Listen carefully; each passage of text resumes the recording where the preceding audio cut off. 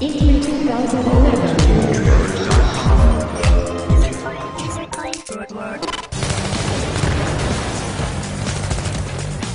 It took a while for us to start Battlefield 3 because we knew that we were going to have to do something special with it, and we sat down and said, okay, there are 5 to 6 pillars that we need to really do well in order for it to feel right.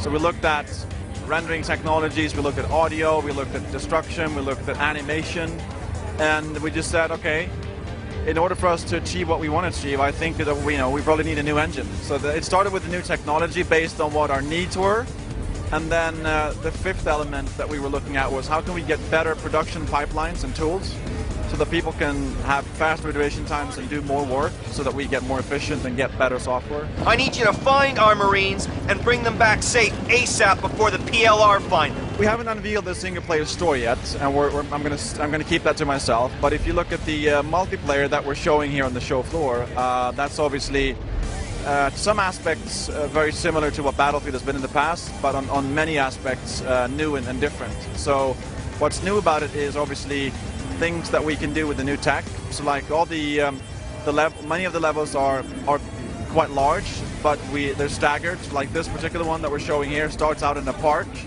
and then you progress into the subway, and you get a completely different type of gameplay experience, and then you end the level at the streets of Paris, outside again. And what that gives the player is a very different experience from during the three different areas.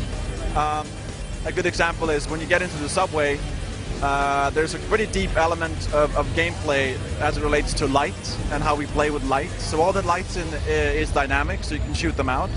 So one of the tactics that you may want to deploy is, okay, go in, shoot the lights in the ceiling, equip yourself with flashlights on your weapons, and then you take cover, and then when the enemy comes, you turn the flashlights on, they get blinded and you shoot them. That type of gameplay we haven't seen before, and that's what's making me excited about Battlefield 3. Destruction is something that we've done for a while. We started with Bad Company 1, obviously excelled in Bad Company 2.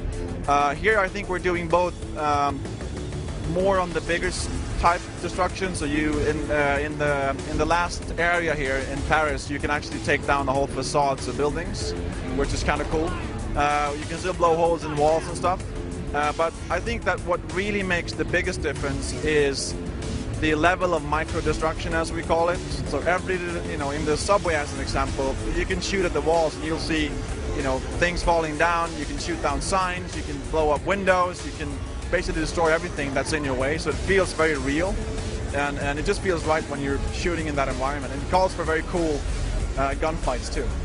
We showed the tank level at the press conference. That was obviously a part of the single-player campaign, and that.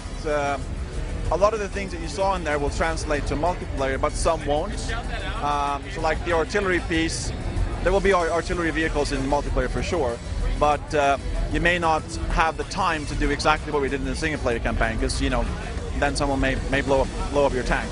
So it's all gameplay related, and what works on the gameplay side and doesn't work, but you can expect a lot of things from single-player to transform into multiplayer.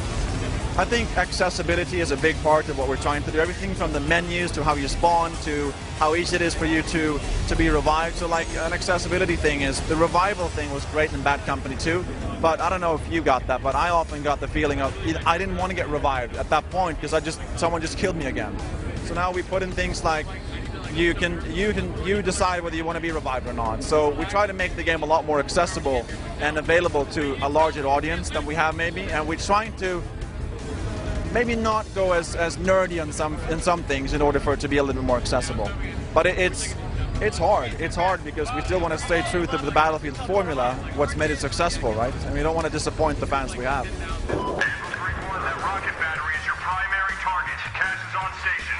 Roger, Anvil Actual, standing by for gun run. There's a lot of physics elements to this game. Physicality has been a vital part of the whole design idea for Battlefield 3, and it's also a key part of the Frostbite 2 engine. So the answer there is yes, there's a lot of things like that. I think the biggest thing that you'll get is the whole package, though. The feeling of you being there like never before.